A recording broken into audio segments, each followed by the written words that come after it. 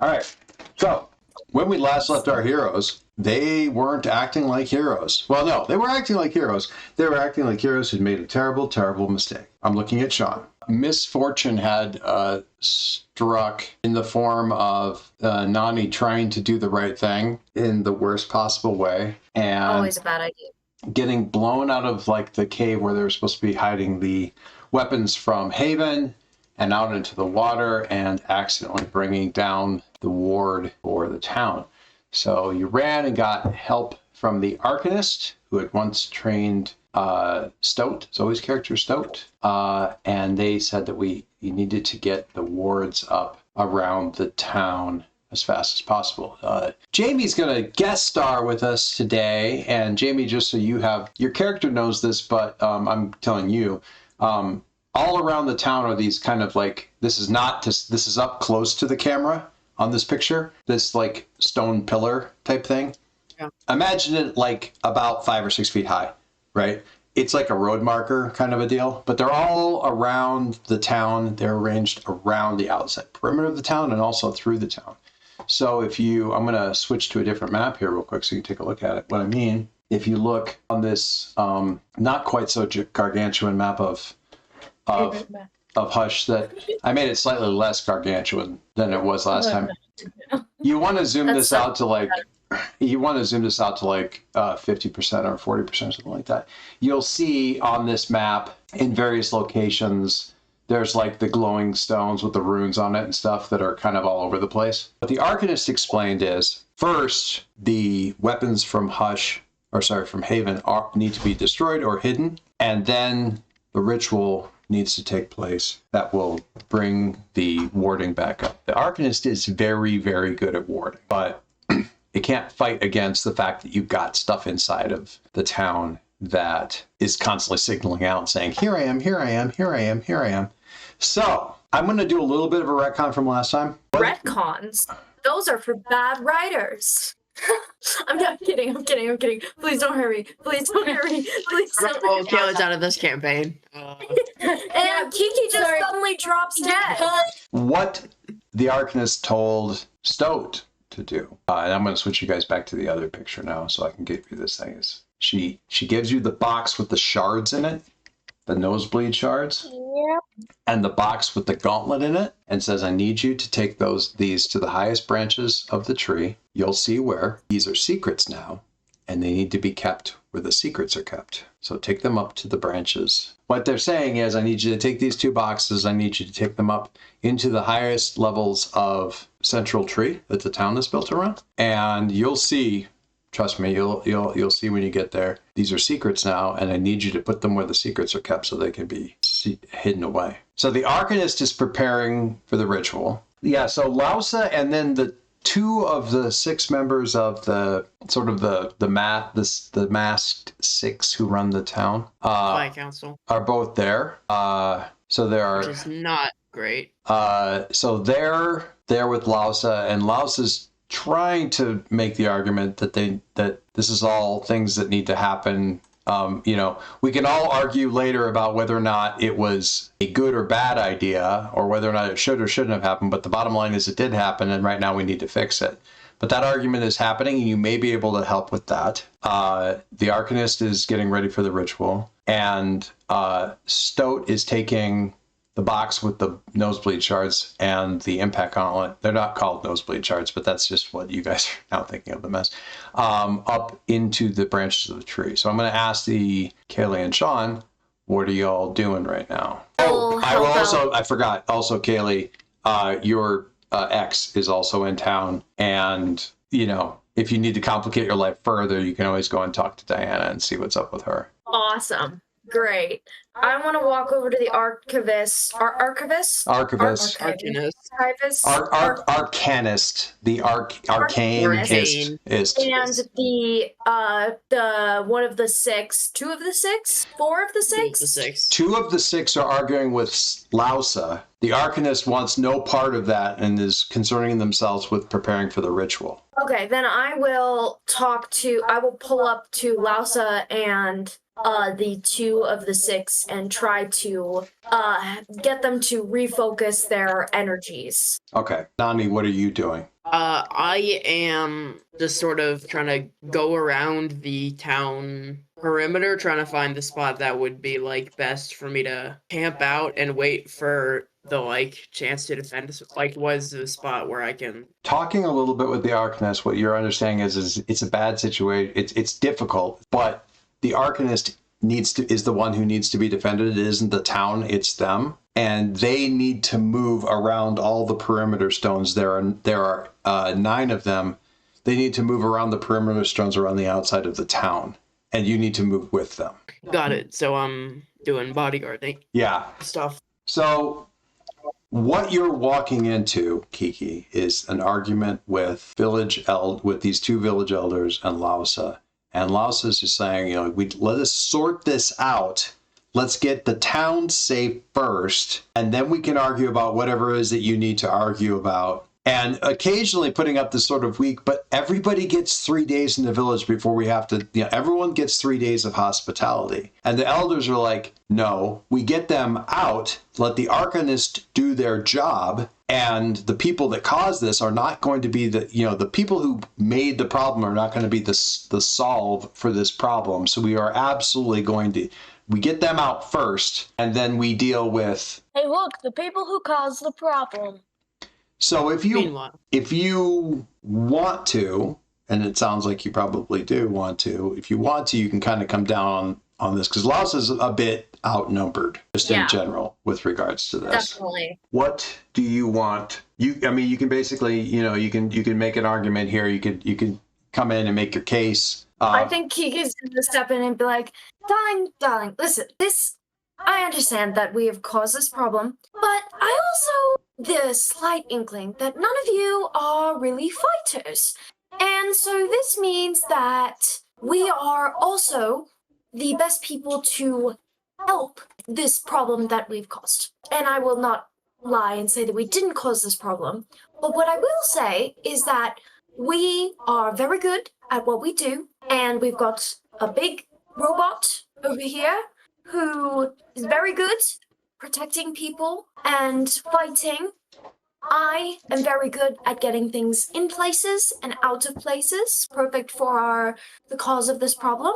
And Stoat is good at other things.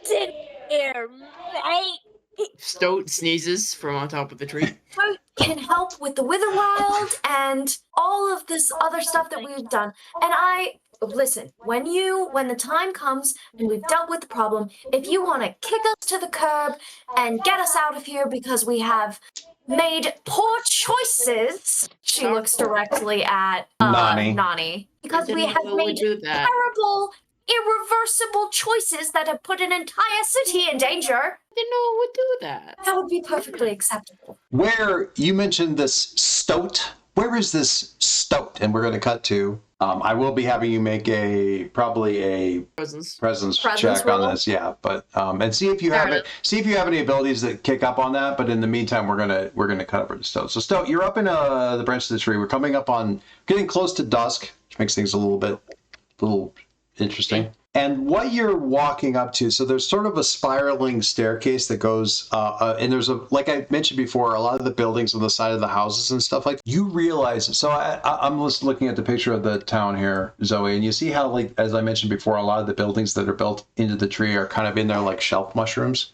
sort of built around it and stuff. And there's little walkways that then they go from building to building, but they also go around the buildings, and they keep kind of going up and up and up until you get up underneath the eaves here. Now, this isn't the highest point in the trees. The highest point's up here at the top, but this is the highest point. But once you're up into the eaves, you start seeing jars, wax-sealed jars hanging on strings and ropes and stuff, hanging from the eaves of the branches. I'm going to tell you a thing, and then I'm going to ask you kind of an important thing. So you guys know that in the Fainwick, and also less so in Haven, because they killed their main Faint god, Faint divinity. But a lot in the Fainwick, there's a bunch of small gods. There's big name ones, smaller name ones, but they exist. Even large families might have a Faint divinity that lingers around them. Certainly a lot of towns do. and Hush is no exception.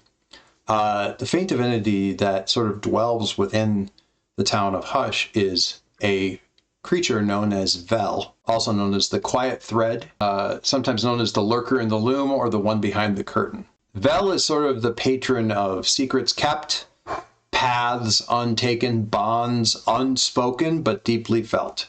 They've been described as knotted shadow and soft moth wings, only vaguely humanoid in shape. Very few people have heard Vel speak. When they do, it's always in whispers. It's never louder than a breeze over pine needles. They tend to communicate in presence. The weight of a glance, all the bird song in an area suddenly going quiet, the feeling that something important has just passed by without being seen. Okay? They dwell within the village of Hush. That's the only place they're really well known at all. Okay?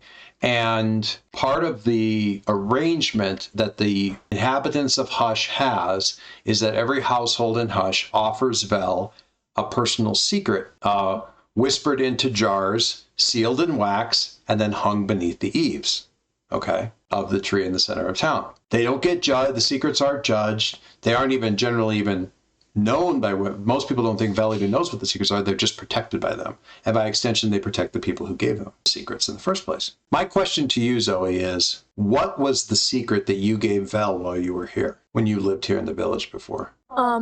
That's my first question to you. The second phase of my family. I told her about like the second part of my family that nobody else saw. Oh, the reason that you left them? Not the reason that I left them. What's wrong with them? Like their second phase. Like you know the phase, like not phase, phrase Other side. two-phase. Like you know the phrase two-phase. I told her about the bad phase that nobody saw. Okay. Are you picking up what I'm putting down? We can talk more about it later, but you told them secrets about your family that you haven't really shared with anybody else. My next question is, have you ever actually met Vel, this shadow moth kind of being? And can you introduce me? Because I want to know her so bad. Yeah. Have you met Vel? Did you meet Vel while you were here training with the Arcanist? I want to say no, but Do you the Arcanist talked very highly of Vel, and so I learned a lot about Vel. Do you think you ever had a moment where like there was this sudden silence around there where you felt like Vel was there? Or have you just never been lucky enough to sense that? Yeah. You felt that. Okay. So you get up into these eaves and the walkways and stuff, and there's these jars. And they're almost like firefly jars. Some of them are sort of softly glowing. Some of them are dark. And there's two jars that are there waiting to be corked and sealed. They're both about the right size for the boxes. And standing next to them is... That's suspicious. That's suspicious.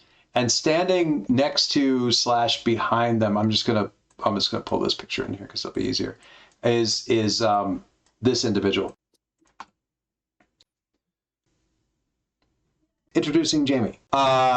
You've been told, you've been asked by Vel, help them hide away these secrets and then help them get the wards back up. Beyond that, all you know is that this little... I should have actually thought about this for a second. Sean, you kind of need to come with because either one of these boxes weighs more than Stoat does. So Nani's carrying the boxes and then Stoat's there to like do the thing. And you're familiar with the ritual of putting the secrets and stuff away. So what you have here then, Jamie, is Stoat. That's me. Because Stoat can basically sit on Nani's shoulders. But these are the two people coming up there to do the thing. This is not a person that you know, Stoat, but they clearly were ready for you to show up. So what are you doing? Hey, why are you here? So you Also, are who the are you? mess I have to clean up. Immediately blocked. Read like a fucking book. I see. Y'all are mean. Well, to be fair, it's really... No. It's his mess. Because you can absolutely turn around and point at... No. Nope. Love him. Big. His mess. Tip my see. top hat. Hello. And why, pray tell, have you caused such a mess? We wanted to try. It was an Love accident. It was not an accident, honey. I didn't know it would do that. Don't. So you chose to came. It's a village, right? It's a town. It's a town. Okay. You chose to come to our town and mess around. No, actually. You should talk to this wonderful lady named Kiki about that. She's in charge of like why She actually knows. Yeah, she's She actually knows why operation. we're Yeah, here. she. So I'm talking to the buffoons of the group. Harsh, but fair. Well, That frame's so mean. let's Frame. get this over with, so I may return to my own work. Quick question, who are you? Oh, yes. I suppose you don't know who I am and may want to know, even though you don't need to. Yeah, I tend to want to know stuff. Is it, you said it's Vel? No, No. Vel is the god, the faint god that you work with. Right. Character's Yeah, name, the character's name I wrote in was Agatha. Yeah, I'll just go with that. But the divinity god's name is Vel. Vel, yep. Vel. Yep. I prefer the term with. She might argue I work for. With. But I think with has more dignity. But I'm Do you have Agatha. any of that left? Sure. Say that you have. And what are your names? The big robot guy's Nani, right? Nani. That's how you pronounce. Nani. And I am stoked. Just for a little dose of adorableness, Jamie, Nani he had literally number 9, NO.9 stenciled on his chest, and the little kid read it as Nani, like not Nani. And he just decided It's that was. nothing but his story is nothing but heartbreak. Kid's dead. Kid's If you dead. don't want to be hard, I can't properly describe to you how much life it's giving me to listen to Jamie do this character. It's just so not usually her vibe. I and know. I was like, I'm drinking it in. completely different than what I would normally do. I'm just drinking it in. I'm just like, oh my god, stoic, sassy Jamie. It's not something I ever thought I would experience in this life. Introductions made. I'm going to just fast forward a little bit through this. Introductions made. You guys can stow the boxes. Usually the secrets are whispered things into the jars, but in this case, the jars are big enough. And the boxes can be kept and then beeswax sealed and then tied up to the branches and sealed. And while you're doing that, we're going to jump back over to... And let me show you how to hide these secrets. Okay. And then we just... Beautiful. And we cut away from that. And we cut back to Kiki, who should be the one hiding all secrets, and instead is having to speak truth to power. Her least favorite thing. Yeah, speak the truth. Hey. You're trying to convince them basically to at least give you the chance, at least let us fix this problem before we get tossed out. Bro. And I'm going to have you roll, I guess it's a presence check, but did you find anything else that you wanted to throw in on that? I think, being born a noble, I would be good at handling political tensions such as this. I think that that's fair, 100%. So I am going to minus a hope and do that. Rolling. Rolling. Okay, that's a 15 with hope. God, I hate you.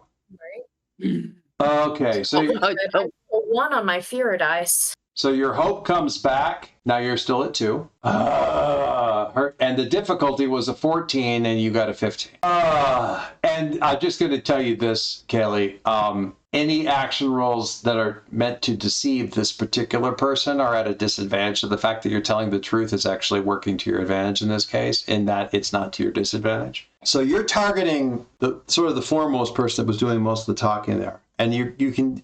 Body language would tell you that this is an older individual, a more senior individual behind this particular mask. And they are reluctantly nodding along. While that's happening, the other mask, who definitely gives off body language of being younger, probably angrier, turns and stalks out of this cave towards the back. And then there's like a spiral staircase that leads up into like the buildings that are built into the tree.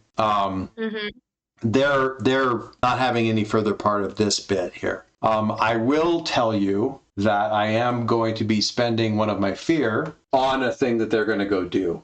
Nani and Vel, the spirit of the quiet thread, has apparently sent this Agatha person to help you out or to help you sort out your issue. They are what you would know about it, Nani, is you're able to pick up in context that they're basically sort of the patron small god of this town. The fact that they're sending help is probably great. It also, given that they are apparently some sort of patron god of secrets, maybe explains why this town has been so hard for Haven to find, Sean. Yeah. So the next scene will be you kind of coming back down and just saying, they're here to help with defending them from the ritual, that kind of thing. We're just going to cut from that.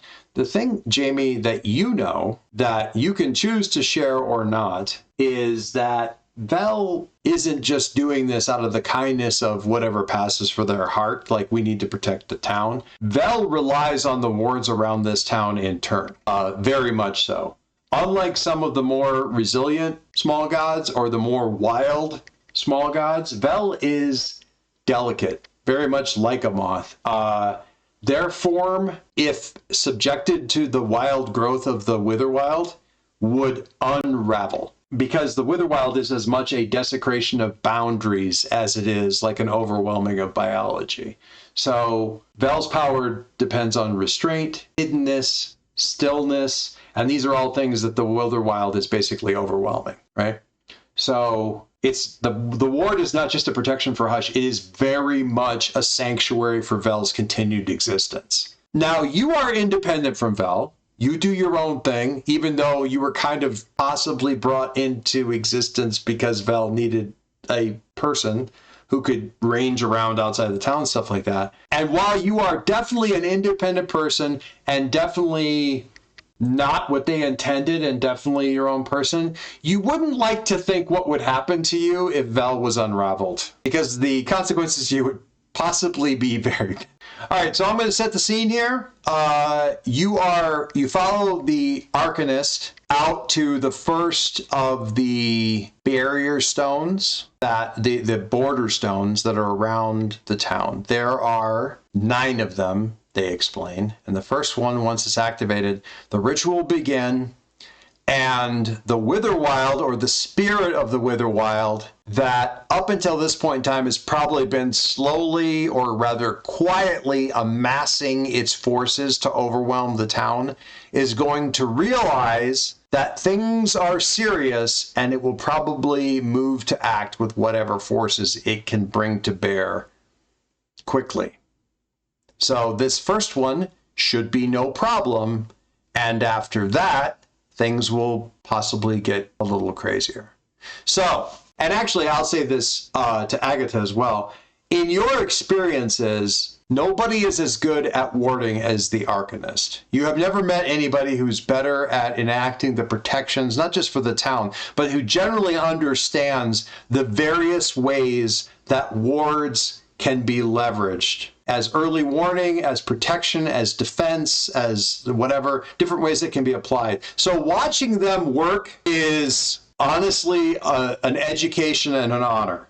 For Kiki and Nani, Arcanists make runes on stone go glow. Rock go shiny. Rock go shiny. And that's about what you guys get out of it, unfortunately.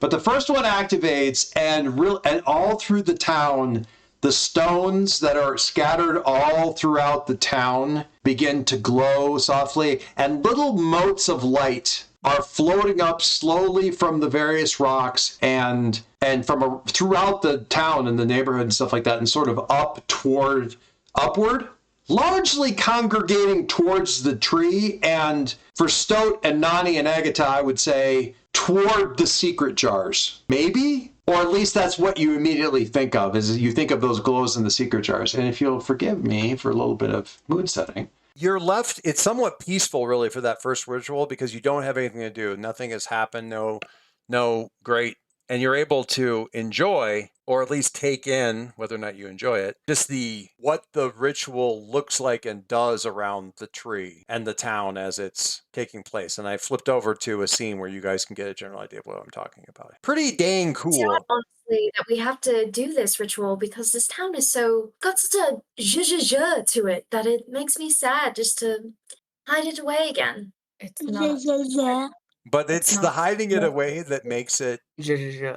It's not. I don't know what you're trying to say there, but it's. Do you mean je ne sais quoi? No. This is about a tree, so it'd be sequoia. Mm. I hate puns. The name of this episode right now, from now on, is going to be sequoia. I mean, come on, give me that one. I took French and made a tree pun. That was really good. I did like that. Okay, so the lights floating up to the branches and stuff like that. The Arcanist wraps up, looks around, takes in all the pretty lights. You figure it's going to be this poetic moment. Right, next one, let's go. And starts marching along the perimeter over to the next thing. No sooner has the first rune activated on the stone than things get complicated. Okay. Complicated. I'm going to switch you over to... I just immediately think of like the sound effects that they use in Lord of the Rings Online when the undead burst from the ground. Okay, so everyone should be seeing a map. You may need to zoom out. Zoom in. Okay. The stone plinth is this thingy that I have, and for the sake of simplicity, guys, I'm not going to move through 8 different maps. We're going to basically keep things here because this is just where we're going to be doing the fight. So odd. Every pillar around this tree looks awfully similar. Yeah, it's the same crossroad. It's so wild. Okay, so the pillar's here. The ritual is happening. Actually, if you really want me to like make this make sense, they're having moved to this main pillar. They're now using this to activate all the pillars around the town and just keep pouring juice into this one. All right. As the ritual starts, we see these dudes. See my map ping? Yes, I see your map. Okay. You see my map. That's what you initially see coming up, like just basically tearing themselves loose from the ground, like just pushing big turfs of turf out of the way, big curls of turf out of the way. And big curls of turf. And I will say also, Stoat and Agatha, there's definitely some activity that you're feeling but not seeing in the trees to the north along the road, where I'm also pinging. But nothing really necessarily quite happening there, but there's definitely something coming soon on Daggerheart Nexus. And wait, could you ping that one more time? The trees to the north. This cluster up here. Okay. Does not feel like whatever tore these things up out of the ground. These are basically just ancient skeletons that have been like, there's sort of ancient skeleton divine death blast. They will not be doing divine death blast, but they are ancient skeletons. Oh my God. They're not so much animated undead as they are like they've got vines and stuff wrapped around them where the tendons would be and seem to be keeping them moving that way. But yeah, they are moving. Who wants? Nani, I know that this is an impromptu time for this question. But how do you kill something that's already dead? You hit it very hard with a blunt object. Right. She looks down at her knives, which are not blunt, and her crossbow, which is also not blunt. Use the pommel. That's the other end. Anyways. All right, so I'm going to spend a fear right off the bat. Sorry. I'm going to spend a fear, and I'm going to choose a target and spotlight all of the adversaries with this name. So these guys are going to come storming through the hedge as though it was not even there, and basically pile in at the first person they can get their grubby little bony mitts at, which is over here at Nani. As God intended. As God intended. I forgot how excited you guys would be at the fact that they were called ancient skeletons. They move into range. They just basically charge straight at Nani, and they're making a single attack roll. Oh, I'm nervous about this. Lord. What is your evasion there? I'm assuming since they're ancient. Glad you asked. Because that have died recently. They have not died recently. Oh, what a wait, shame. my evasion is 8. Yeah, your evasion is 8. Got my Good luck doing severe damage. Oh man, I hope I did an 8. No! My turn. He just can't even win. He just can't win. Wow. Nani dodges for the first time in his fucking life. So the way Bold of you to assume I dodge. Anyways. The way these guys work, Sean, is that I roll once, and if I hit, they all hit. And I roll all their damage dice and add it together. So severe damage would actually possibly happen. But not if I roll a freaking 5. They got creaky bones. who They're wants- still waking up. They're swinging real slow. Yeah, don't ask them to fight without their cup of coffee. Who wants Me. spotlight? Me. Hello. Hi. It's me. Hi. I'm the fighter. It's me. I'm the fighter. It's me. Okay. Me. All right, Nanu, Hi. what you doing? We got 4 of them. Any excuse. I'm not even gonna use my unstoppable on this. I'm just gonna whack him. You're just I'm gonna, just gonna whack them? Yeah, with the warhammer. Sorry, crit. Holy It's a crit? shit. Yep. What? Sean just crit again. Oh, damn.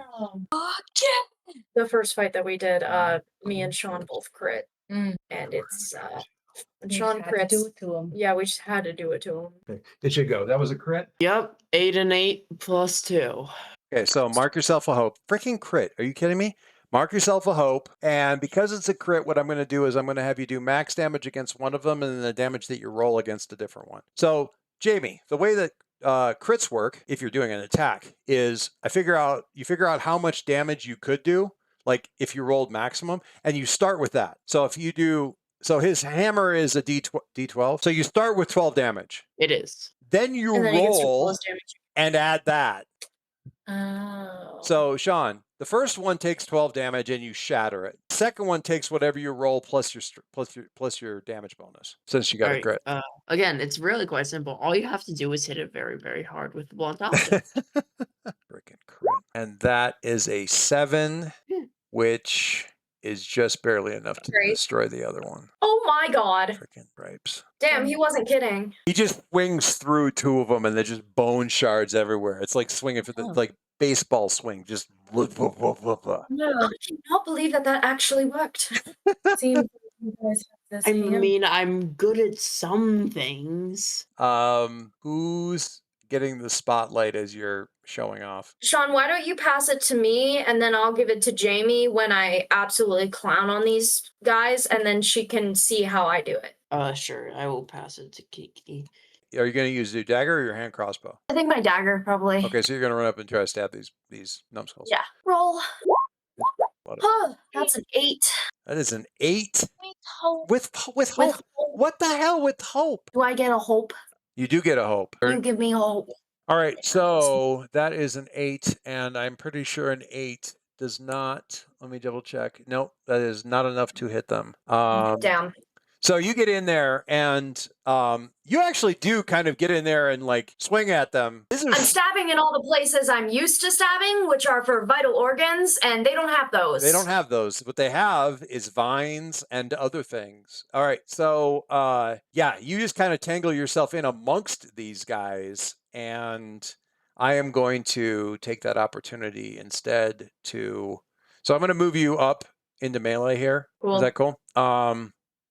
Because you're up into melee range there. Not cool, cool. Not cool, but cool. Whatever. Cool, I guess. And I think so. I don't like that creature is. Again, this thing basically, I don't want to say like spirit-wise, like a ghost, they phase through the hedges.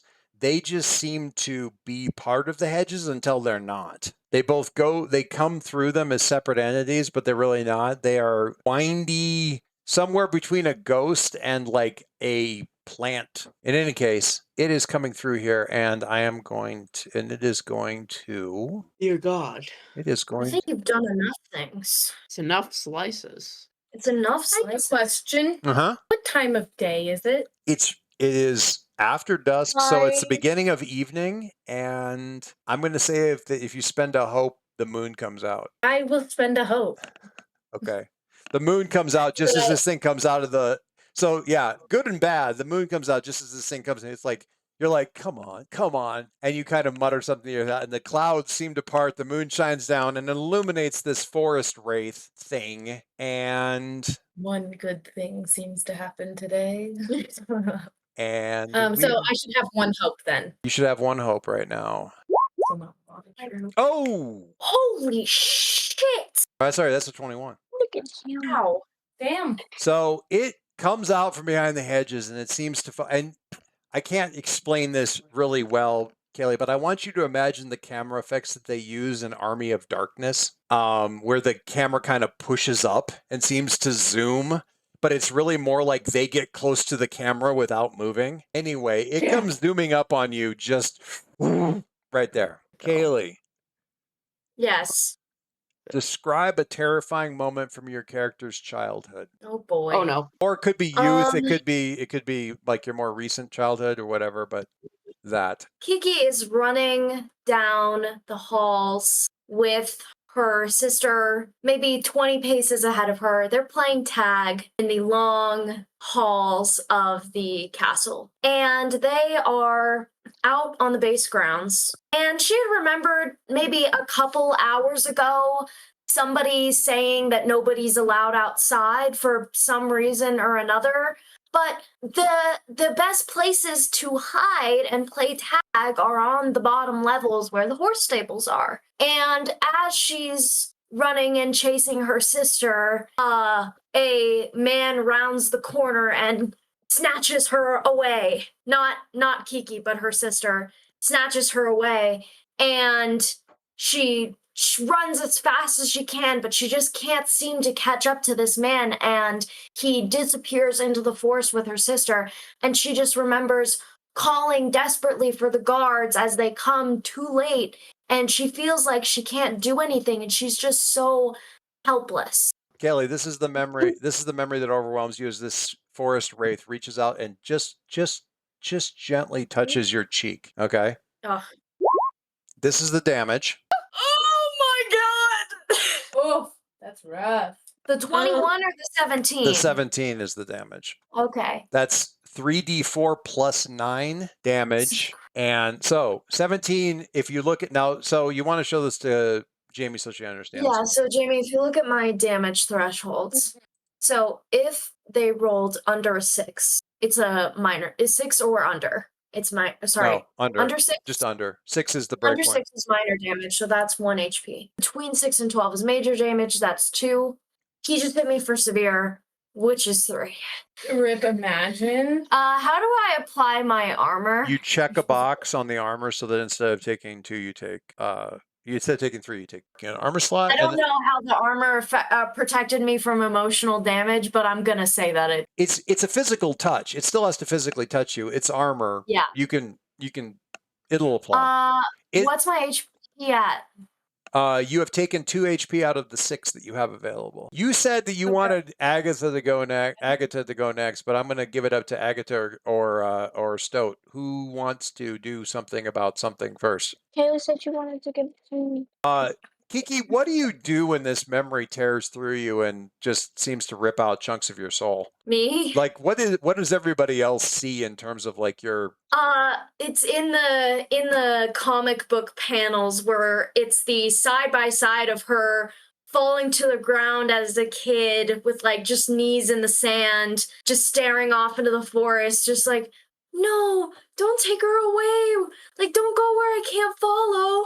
And it's just her mirrored with her now as she slowly sinks to her knees With this forest wraith, dropping like her daggers. with this forest wraith, like looming over her as she's like on Yeah. her knees on the ground. Agatha, what do you do? How does movement work?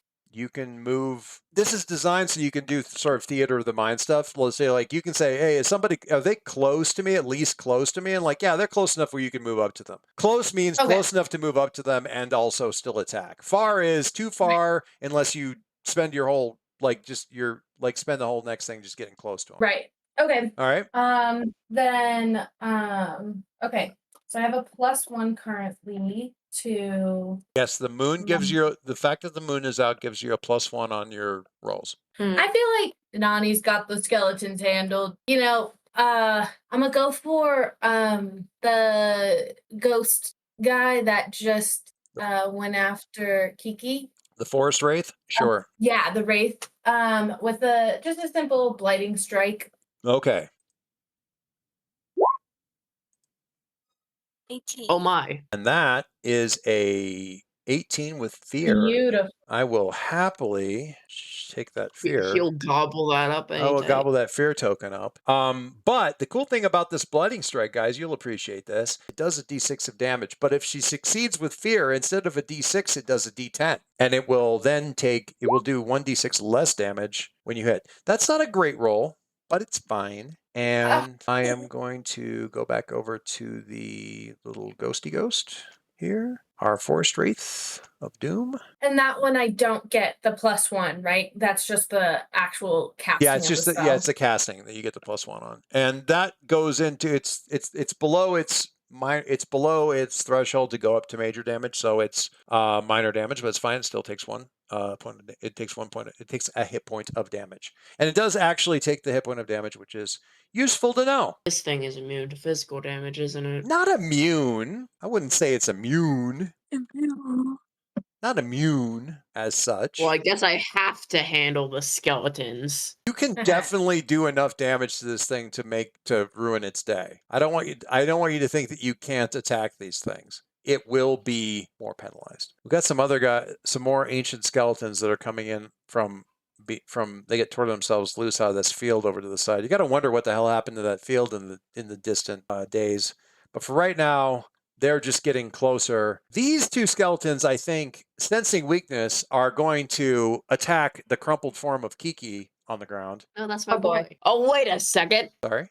I have a thing for Yeah. this exact situation. I know you do, but first I'm going to attack and see if I can hit them. See if I can hit her. And I'm going to do that now. So these two guys are going to go yompy yompy. Is it going to be enough though? I just rolled a 5 again. It's not that they can't hit Sean, it's that they're bad. I forgot to say there's an extra fun thing, Kaylee, with that whole thing with the taking damage. There's one extra little fun bit. You have a condition. Jamie was asking about conditions. Oh, fun. You Is it are vulnerable? She is vulnerable until her next rest, which means Yikes. which means I basically have advantage on any attacks against you. Oh, I have advantage against any attacks against you. I get to try one more time. I get to try one more time. I get to roll one more dice and see if I can hit. Yeah, don't worry, I've got a thing. We're going to try that one more time and see if I still suck. Whistle. Roll. There we go. It happened, finally. Is it 10?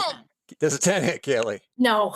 Son of a bitch. Thank you. All right, so they miss. I suck. And the only person who hasn't done anything yet is Stoat. So, Stoat, why don't you show me what Do you're something. about? Just to summarize, this thing here touched Kiki and she starts screaming and collapsed to her knees. And these guys have utterly failed to do anything, and their friends got shattered by Nani. These two guys have shown up but aren't here yet. For those of you who are paying attention at home, the ritual dropped from an 8 to a 6 when Nani killed the first two skeletons. So, although the ritual is definitely the Arcanist doing the ritual, the numbers go down when bad guys go down.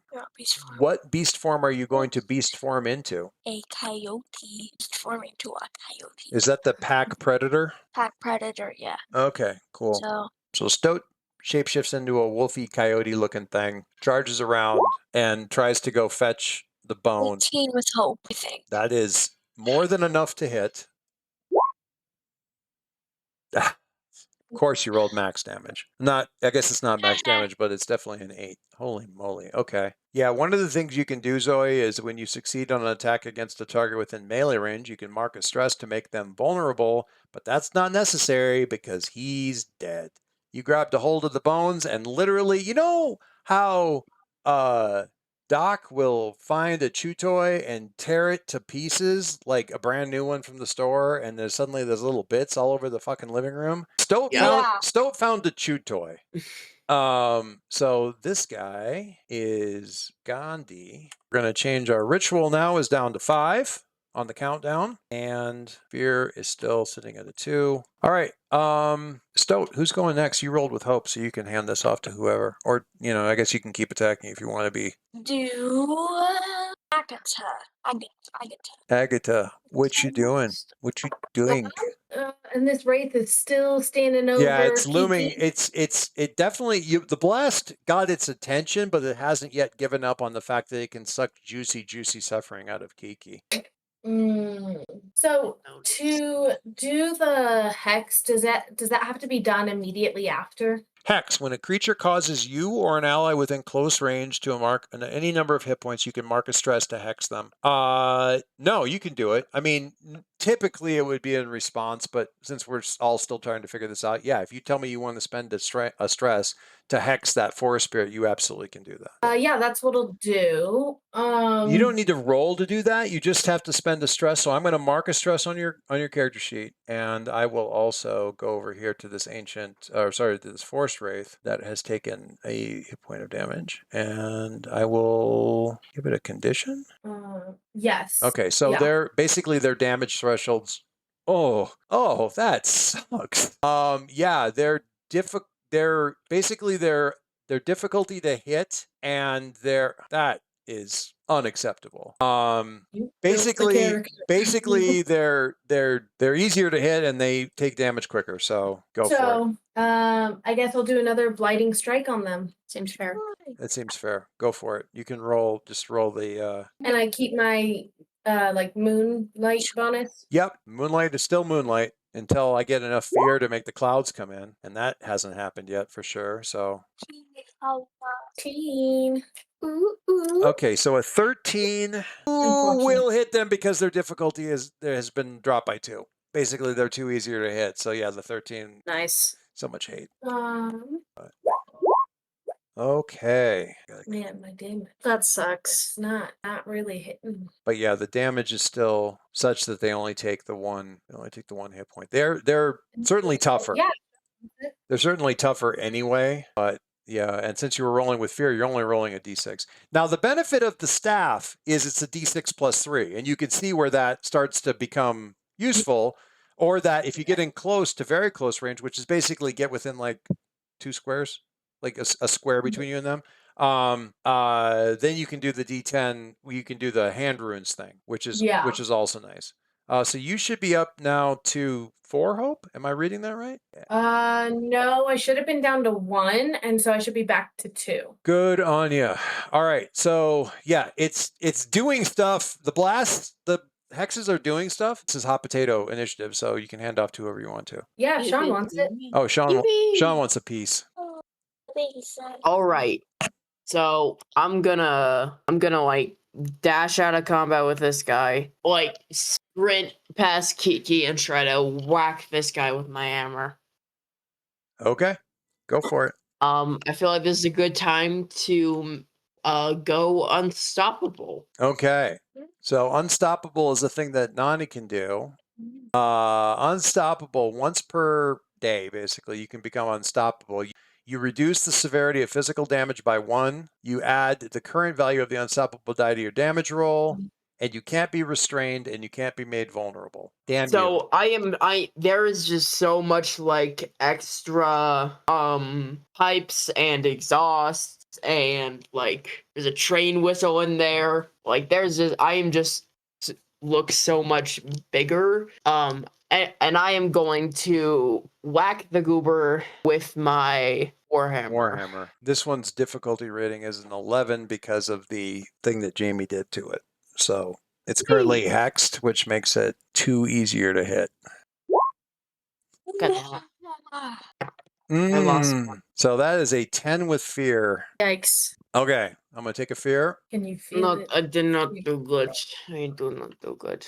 I'm going to say the hammer actually passes straight through this thing. It's probably semi-corporeal all the time, and it just saw this coming, and it faded completely out at just the right time for you to, like, basically get nothing. But there's times when it's physical, but the moment that you were right there was not one of those times. I'm going to try this one. You cannot be restrained and you cannot be made vulnerable. Right? Okay. Yes. All right. I am going to do an attack roll against you, Sean. Immediately flipping around on this thing, and we are going to make an attack on you. What is your... My evasion is, I believe... Son of a... an 8.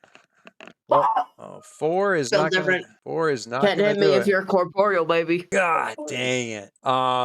You know how much time this armor has been blessed? 3 times. So yeah, it tries. the same- It basically tries to rush you, like rush at you, and it seems to almost like repel off of you and kind of get pushed away off. There, man, that was a terrible roll. I have to spend a fear. Okay. I'm going to spend one more fear because I feel like I need to get this other forest wraith into the action here. You don't need to. Yeah, I do. All right. So this other guy who has not been hexed, we like that. Big fan of the not being Wait. hexed part. That guy just failed his roll. Oh, So they must mark a stress. Is that a thing you? Okay. Ire of pale light. When a creature within far range that you have cursed with your hex fails an attack roll, they must mark a stress. God damn. Okay. Which You is didn't think she'd come in and cook, did you? Okay. which is kind of good. I understand why they are still in the void. Other one is going to take a shot at Sean with this one's going for the memory delve. Are you joking? Oh my god. This is not an attack. I just want to legitimately see if this thing can roll anything other than a 4 right now. I'm just trying to check. Fantastic 4. Because that was okay. It can roll other 14. numbers, folks. That was 3 1s in a row. Yikes. And I spent a fear just to bring him in, which makes me doubly sad. So, all right, who wants it? Me.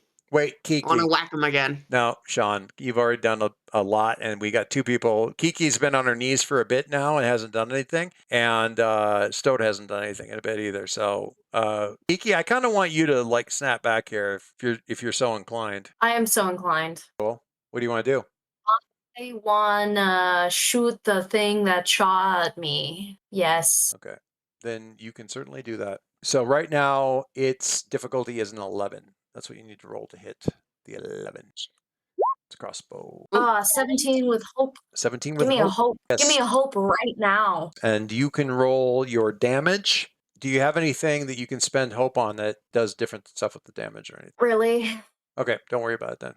Keep in mind that you can spend 3 hope to do a team up with somebody else, and that does all kinds of crazy stuff. Hold on. When you succeed on an attack while cloaked, or when an ally is in melee range of your target, add a number of d6s equal to your tier to your damage roll. So an extra d6. Yes, that counts. An extra d6 because damage. Nani is within melee range of the thing that you And I just can shot. just do that. Yep, that just happens. You don't have to do nothing special So about let me that. roll damage on my my crossbow first, and I'll roll that d6. Hold on.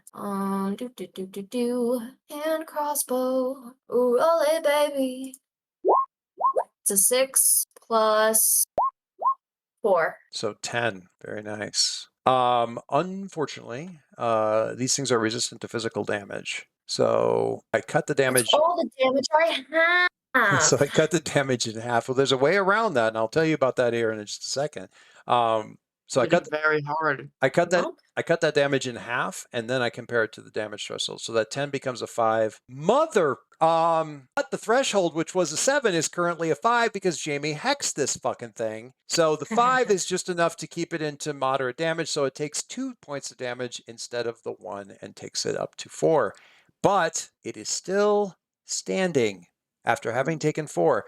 Jamie, this won't mean anything to you, but I will point out that the toughest son of a bitch that any of them have fought so far had 4 hit points, and this thing is still coming with 4. And there are 2 of them. There's a thing I mentioned that's team ups. The team up is when somebody spends 3 hope, and you get to team up with somebody. And what happens is you both roll your to hit rolls, and you take whoever rolls the best. If one of you crits, then both of you crit. Then both of you roll damage. If one of you is doing physical damage and one of you is doing, if you both do magical damage or you both do physical damage, then that's the damage you do. But if one of you is doing magical damage and one of you is doing physical damage, then you pick the damage type that you want all of the damage to be. Mm-hmm. And you apply it all in one gigantic pile against their damage threshold first. So if you want to deal with these forest rays who are resistant to physical damage, then the magic user teams up with the physical people. By our powers combined, we are the Fantastic Four, or whatever. You have taken out 3 of the skeletons, and your counter for the ritual is down to 5. You need to get it down to 0. What this boils down to is you need to kill 8 dudes. The skeletons are a lot easier to kill than the wraiths. But one of the wraiths is a lot more messed up right now because of the hex. Okay. Okay. So, Stoat, you haven't done anything. Do you want to team up with anybody on a Ancient Skeleton Divine Death Blast? Who just went before me? Kaylee just shot the Forest Spirit. It is successful. She hit it, she affected it, but it wasn't quite as effective as she might have hoped. No, not dual staff. Beast form? Beast form like move. Do you want to okay, yeah, you can give it a shot for sure. Pack hunting. When you succeed on a attack against the same target as an ally who acts immediately before you, worry about that later. First thing, Yeah, for real. you need to get an 11. 25 with hope. Holy shit. All right, you're up to 5 hope now. Really? All right, roll the damage of the beast form pack predator thing. Okay, 7. that's 7, and then you add the damage from pack hunting, which is a box down there on the pack hunting box, which you also click. 4, so it adds 4 to the 7, and that makes it an 11. See. You with me? All right, now what we do is we cut the damage in half, and that rounds down to 5.5, because 11 divided by 2 is 5.5, but Daggerheart always rounds up. So 5.5 becomes a 6, and a 6 against their damage threshold should be minor, but it is major because of Jamie. God damn it. Which is very good. And- Which is an incredible class. So 2 more points of damage takes it up to 6, which is enough to bring down the Forest Wraith. And that takes our ritual count down to 4. And my fear is still sitting at a pathetic 1 because none of you guys know how to roll with fear. All right. So with that, you get fear I rolled with fear a little bit ago. yeah, I know, and I used it to try to attack you twice, and I failed both times because I rolled 2 1s. Both of those 1s were me chewing up fear, so I'm back down to 1 again. We're gonna. But what you're describing here is what we tend to refer to in the business as a skill issue. Yeah. What we in the business refer to as a moment where the sad trombone would be funny. That's fair. Okay. For several. And mix it up with a tis. Let's Why does my Nani. hand look big? Oh, that's me. I am Nani. Hello. I see a creature. And knowing that I am in a creature feature featuring the creature, I am going to attack the creature. Which creature are you attacking? This creature right here. So I am going to move my creature into creature featuring distance. And then I'm gonna use my unique hope feature. Oh, what's that? I'm gonna spend 3 hope to clear 2 armor slots. So I'm gonna click that. So I have 0 hope. Okay. And 0 armor slots march. Are you gonna attack? Who do you think I am? I'm gonna hit him with the Warhammer. That's a 21 with fear. 21 hits for sure. I'll take that fear though. Hope it does. Jesus. Why are y'all So looking now I at each roll other like 1d12 plus 5. Plus 5? Yeah. Why plus I 5? don't 2 on my unstoppable dice. Oh. To roll. That's 16. So halved, that is Half of that is an 8. That is still going to get it into the threshold for moderate damage. So it takes 2 points from that. So since I rolled with fear, yeah, spotlight is stolen from me. the hammer comes through this thing, and even though it is somewhat incorporeal, the sheer force of the thing definitely does. It seems to discombobulate. Please don't shout it. The creature. But it really seems to make it more angry than anything else. So I am going to take that. I mean, I am entirely made of cold iron, so I see why it would be mad. I am absolutely going to take that fear that you just fed me and immediately use that fear. 23 will hit. That is actually a crit. Oh no. I crit. Oh shit for me, Timbers. I did a thing that doesn't do any damage to you, and I crit on it, Sean. So you don't take any damage. Brah! It floats through you. It literally flies through you and pushes your soul out of your body, literally torn loose. And you see your body like standing there. You're unable to reach back to it. You can't act again until the ritual proceeds, and that will clear this condition. enemy is taken down. Oh, so you just have to kill a random skeleton and I'm good. Yeah, pretty much. You I thought it was until the ritual was kill- done. No, I'm pretty sure the skeletons have 8 hit points. Sort of. Their threshold is their minor threshold ends at 6. So if you do 7 or higher, you do major damage, which is 2 hit points, and they only have 2 hit points. So functionally, if you hit them for 7 or 8, 7 or higher, you'll take them out. But you gotta hit them. That's the trick. Got And it. it's not your turn because I just rolled a crit. So you know what this thing's going to do? He is going to spend another fear. This is going to have to be one that I'm going to stay with, that I'm going to, You know what, though? Actually, before I do that, let me just look at something here. I think I might actually use the Divine Skeleton Death Blast here first. Ancient Skeleton Divine Death Blast. Whatever. You're just like, Actually. The Okay. Ninjago series. I'm spending a fear to spotlight all 3 of these skeletons. They are going to rush at Stoat, and they are going to collectively attack Stoat as one entity. Why me? Ancient. Because you've Oh. murdered Yeah, because you murdered all of them. you murdered the forest spirit. Ancient skeleton, divine death blast. Hopefully, I can actually hit. All right, 15 will hit. All right. All 3 of them do their damage. All right, so all 3 of them rush and bring down their rusty, dirt-caked weapons onto the furry hide that Stoat is currently inhabiting. And that brings for a total of 16. Damage threshold is 14 for severe damage, so they hit you for severe damage or 3 hit points. Do you want to spend a point of your armor to lower that by a point? No. You're not going to spend any armor? What's the armor there for? Aesthetic. So we spend a point. Real. Okay, I'll mark the 3 hit points of damage on the character sheet. You tank for once. I'm not sure why you're doing that, Zoe, but you do you. All right, so blood sprays and spatters on the ground as all 3 of these skeletons strike at Stoat's furry hide with the rusty blades. And you know what? I'm going to go with one more happy, sappy thing. Who's been really messing my day up? You know what? I get to Agatha. Oh, wait, this guy moved because he moved on through 9. Wait, can I use does this work as like a reaction kind of thing, or is it like when it's my turn next for like hex? When it's your turn next. Okay, got it. Yeah. Spend a fear to make an attack roll. Oh, it's got to be a target in melee. I've got to get up to somebody first. All right, well, fine. I'll go with Memory Delve then. Make an attack roll against a close target. So we're going to shift over here. Oh, that's the wrong pointer. We're going to shift right here, and we're going to reach out to Agatha and see if this works with the Forest Wraith. 16. Okay. So it reaches out to you. It does this thing, Jamie. It reaches, and then the hand gets right on your face and like touches you, like kind of does like a 4-finger touch right on the middle of your forehead. How are you feeling?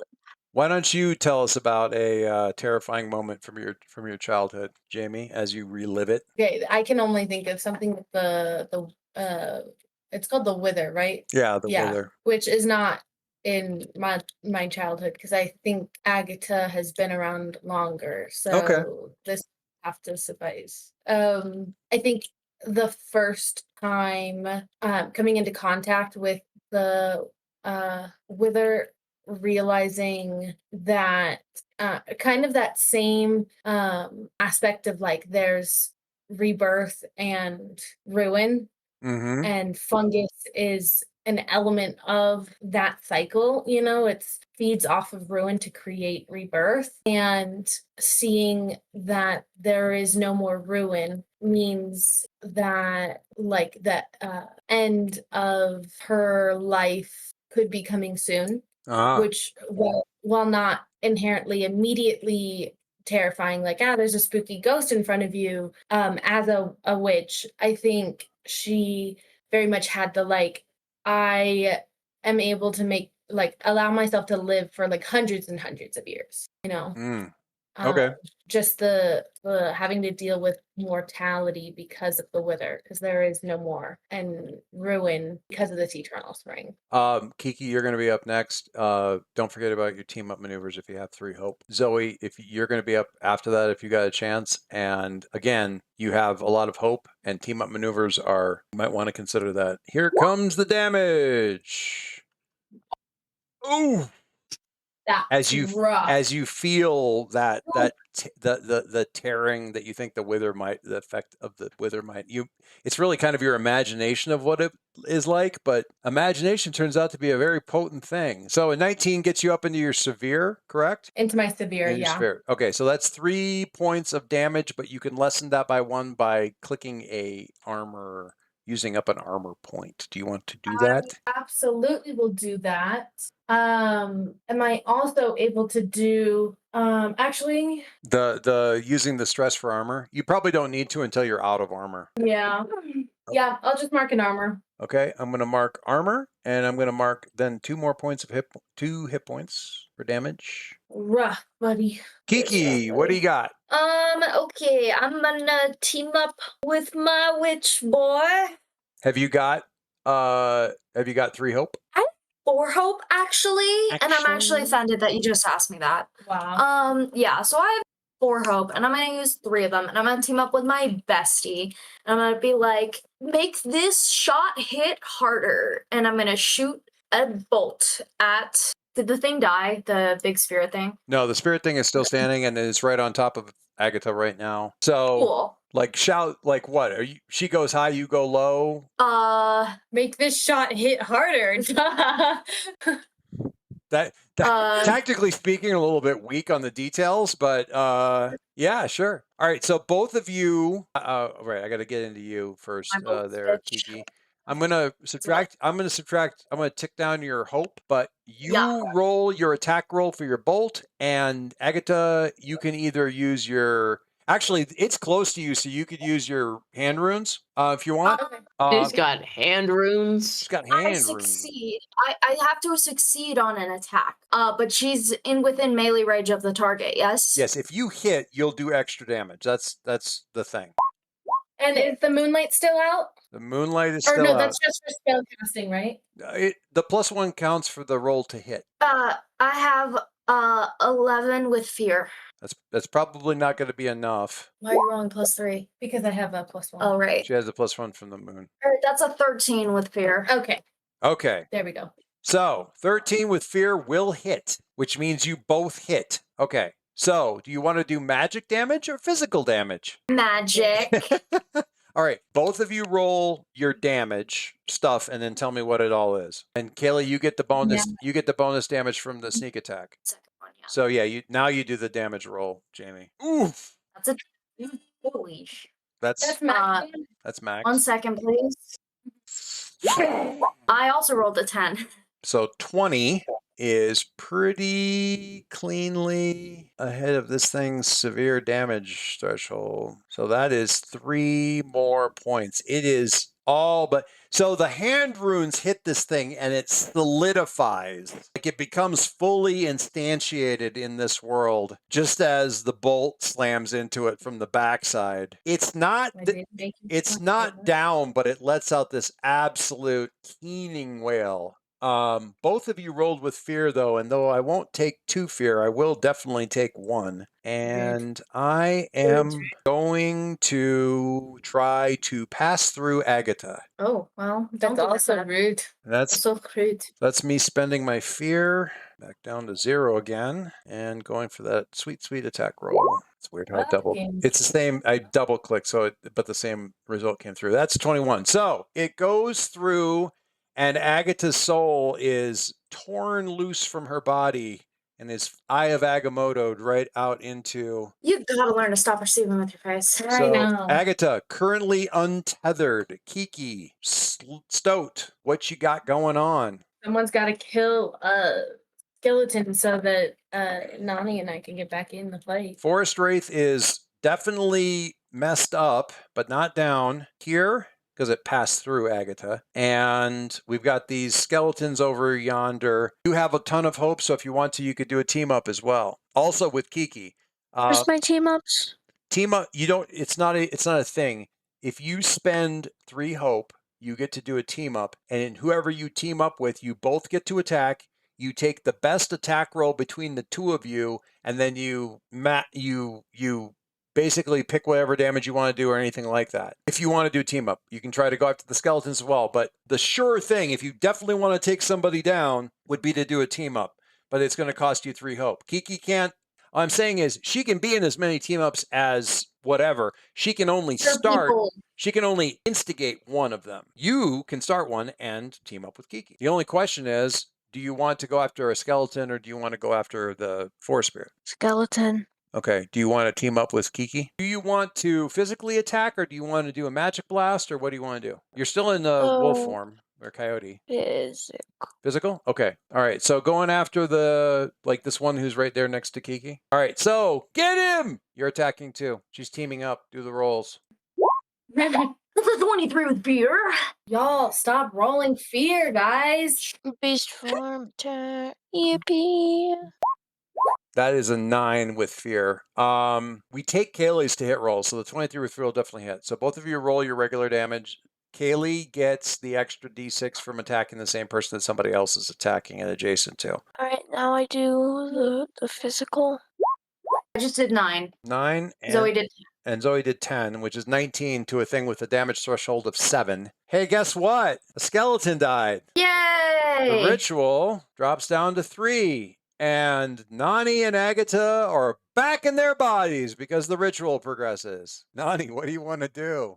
As you guys absolutely annihilate an ancient skeleton from both directions. What are you killing? That's probably too far away. That's actually definitely too far away. It's in far. Yeah, but what are you going to do? Because you can't reach far and attack in the same round. You can get to close and attack in the same. You can get to close and attack in the same round, but you can't get to far and attack in the same round. It's on the skeleton, Sean. That's easy peasy. 17. You hit. Because the second dice is The second dice is fear. So we rolled with fear. Love that. Love that for me. So I believe because sorry, you go. So you should be at 1d12 plus 6. That is an 8, and that is enough to take one out. I mean, sure, yeah, but it's not good numbers. It's not good numbers, but it's not good numbers, but it's enough to take the ritual down to 2. Fear is also at 2. And you rolled with fear, so I am going to. You know what? I just love atomizing skeletons. I'm still within I'm still within melee range of Agatha, so I'm going to try to pass through Agatha again. Click and drag. There's my dice on the ground. You rolled an 11. Oh, I rolled an 11. Your evasion is an 11, isn't it? Yes, it is. I tore Agatha out of her body again. But that was me using up a fear to do that. Oh. Boo. Boo. Stoat. Oh, let's see. I think I'm just gonna do a normal attack on this guy. Okay. Give it a shot. You're rolling for a 12. Trying to hit a 12. I'm accidentally keeping Agatha out of the thing where she can freaking hex everybody. Keep the soul out of the body. My only hope. 13 with hope. 13 with hope. All right, take a hope, and that hits. So before you take a hope, hit that damage, that sweet, sweet damage, and tell me what you did. 7. Son of a... Okay, skeleton goes down, Agatha's back in her body. Ritual's down to 1. My fear is down to 1. And since Agatha just got back in her body, I'm going to say, Agatha, what do you do? Oh, yeah. Boom, boom. Oh my god, please, I'm gonna throw up. Oh, back in your body? In, body out, puke, punch. Okay, what do you, you're back in your body, what do you do? Forest spirit is literally right there. Beat that bitch up. Well, I'm going to hex him by taking a stress because he has caused me harm. Okay. And my yes, I agree earliest with that. action that I can take since then. It didn't actually hurt you just then, but I'll let it go. It's fine. Let's just mark. Okay, if it's like it, I totally understand if it's like, oh no, it's they avoided it because they pulled me out of my body, and it needed to be right after that. like I needed to take a turn and go after, then it's fine. It's fine. Go ahead. Go with the hex. It's fine. What do you want to do after that, though? Because that's just the hex. You can. Then I mean, I'll just use the hand runes. I'm close, so why not? All right. It's a guaranteed 1d10, right? Yeah, well, So- it's a 1d10 for sure. Yep. Go ahead and hit that little attack, that +2 thing there, and you're looking for an 11 because you hexed it. Holy shit. Yeah. I think it's So 20, 25 with hope, because you need a little You know, extra just to hope. rub salt into the wound. Okay. I throw up and then I'm like, okay, I'm ready again. I'm back. We're gonna finish that up because literally any damage you do to it will cause a minor wound, and it only has 1 hit point left. So Forest Spirit goes down, ritual completes, and the ward around the town slides back over the town of Hush. Yay! Delightful. Good. The mess has been cleaned up. My job is done. This place is clean. So there's a couple different things here that I'm going to summarize real quick, but there's a ritual in Hush that newcomers to town hang their shoes on a line in the middle of the tavern, and then when you leave for the night, you pick up your shoes, and the town inhabitants have left you little trinkets or mementos or just things that they think you might need. After this fence of the town, the masked 6 still haven't decreed what the long-term thing is, but for now, the rule of the town is that when a newcomer comes, they can stay for 3 days. And luckily, Kiki knows somebody in town who, while they still have some unresolved stuff they'd like to talk to you about, are willing to put you and your friends up for the next 3 days, provided they get a chance to talk. And a party is held, celebration in the tavern, to celebrate the fact that you guys have, at least for now, protected protected the town. Everybody gets a little bit of something. Agatha's going to get something different, but Kiki, in your shoe, there's a little pebble. You now have 2 of these stupid magic pebble things. I love magic pebbles. Magic pebble, one of them let you copy people's faces. This one is called a returning stone. You don't need to write this down. I'll get it in your character sheet. This small stone can be placed anywhere and will teleport to your hand under one of the following conditions. Somebody comes within close range of the stone. Somebody within very close range of the stone is dealt damage, or a certain amount of time passes, or when you speak a keyword. So basically, you can use this you put it in a room and it will teleport to your hand when somebody comes into that room. Or Okay. you put it in somebody's pocket and it will teleport to your hand if they get hurt. Or They say something that you're looking for. a certain amount of time passes, which I'm not sure. Well, basically, this is the kind of thing where you know that it does 4 things, and it's really up to you to figure out funky ways to use it. Good job. Good luck and Godspeed. Because it's just a lot of cool shit you can do with this thing. Again, you suspect it's probably the Arcanist that put this in your shoe. Because again, the Arcanist is the absolute Mac daddy when it comes to wards. And having a little pebble that does all this little various stuff is pretty cool. Much more obvious, Zoe, and your little pair of shoes that are hung up there. And what kind of shoes would a moth wear? I'm not entirely sure. But a carved figurine in the shape of a raccoon. Raccoon. What in the good great green earth is a raccoon, and why do I need it in my house? Again, I want you to remember that in Sablewood, creatures very frequently come in combo. So, like, the Strix wolf is an owl and a wolf combined. A raccoon is a rat plus a raccoon. So it is a carved figurine in the shape of a raccoon. While you carry this anywhere in the Sablewood, it gives you +1 to your evasion. It is called the Ward of the Whitefire Alchemist. So literally, your old master gave you a little trinket. Delicious. Nani. Yes. You go to walk out, not having had any shoes to put up on the line, and somebody goes, "You forgot your shoes." And you see up there that there are a pair of shoes hanging up there that are actually big enough for you, and they obviously have to be for you because your feet are flipping enormous and somebody put these things together. They are a set of shoes sewn out of the leaves of sablewood trees. They are light, they are flexible, and while you're wearing them, you can spend a hope to take advantage on any agility checks that you have to make while you're in the sablewood. So basically, you're nimbler if you want to be in the sablewood. They don't work anywhere else, but they're also just, that metal man over there needs shoes. We're going to give them to him.